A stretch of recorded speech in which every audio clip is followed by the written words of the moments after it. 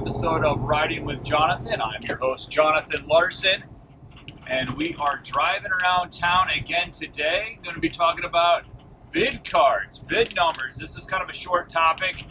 It could be long, but it doesn't need to be. And I get the question a lot, Jonathan, what do you use for bid cards? What should we use? Is it important to have them or not?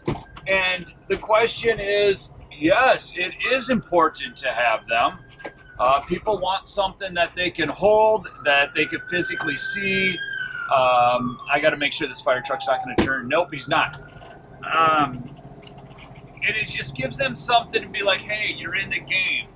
Now, when people register, everybody should get a bid card. That's a given. They have to be given away to bid on items. Some people are going to walk in and be like, no, that's fine. I don't need a bid card. If I need one, I'll come out and get one. You don't want to run into that situation. You just want to be like, hey, here's your bid card. If you need it, you have it, kind of a deal. Because if you start letting people go in without it, then they already got the mindset, hey, we're not here to give. We're not here to be a part of this. So don't really bother us. So everybody has a bid card. And then they could go in there, they could do their silent auction on it, they could do the revenue generators, they could use it basically like a credit card, and then we keep track of it, and then check out, it's all right there, they have an itemized list. Makes everything great. So the thing about bid cards is bid numbers. Some people are like, well, I'll just put it on the back of the program.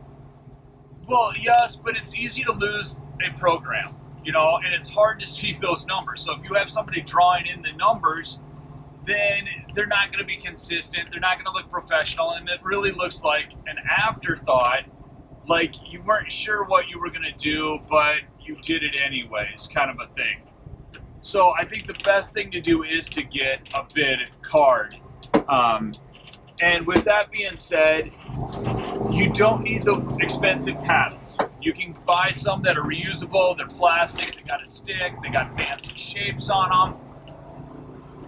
80% of the time, I'm just throwing out fake numbers there, there's no scientific data to prove any of my stuff. Let's just say 85% of the time, they're gonna leave their bid card behind. But those other 15% of the people, they're gonna take your bid card home. And you're not going to have consistent numbers. So I always say plan on redoing them every year. Let them take it home because your sponsorships are on there. It reminds them of your event. Maybe they take it, oh, sorry, it's really bumpy. Maybe they take it home to their kids. And then the kids play with it or pretend with it or whatever. Those are all perfect scenarios because then your bid card, your event, is floating around their house and it keeps it in their mind. The other thing that you're going to want to do is, you go straight here, is you want them to be easily read, especially by your auctioneer. And I have one, and I'm going to show it, and the guys in front of me are going to be like, so you can see this is the number. It's 8.5 by 5.5, and I have my logo.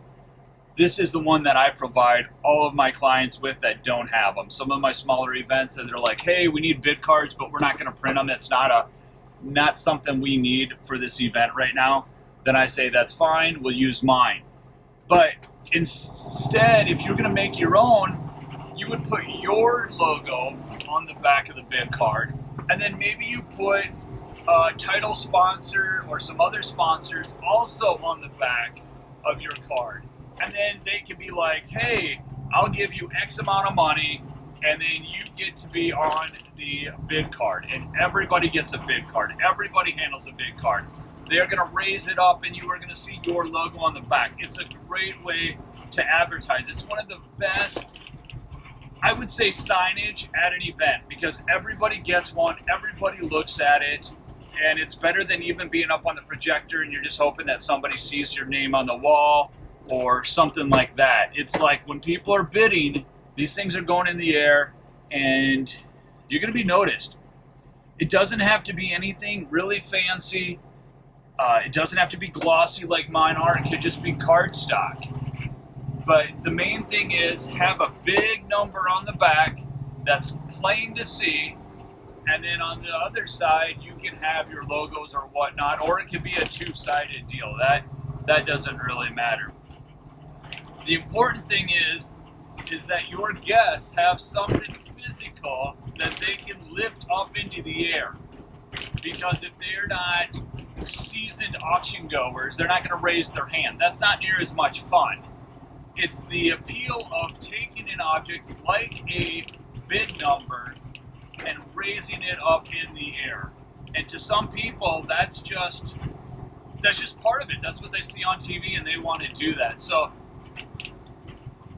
for bid numbers, they can be full sheet as well. I should tell you that, because sometimes they do have a full sheet, but it gets a little bit big and obnoxious. You gotta remember, people are sitting, holding on to these in their at their tables, and they got a lot of stuff going on.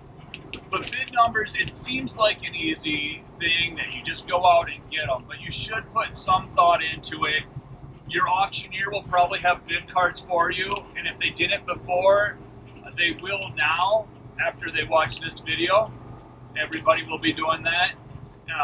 But it's a great thing. It's a great tool. It's inexpensive, and it's just, you put it in your budget, in your cost. Like, okay, we got bid cards this year, and maybe the printing person gets their logo on the back and they'll donate them. You know, that's another good way of doing it. So there's a lot of different ways to handle it. Big corner.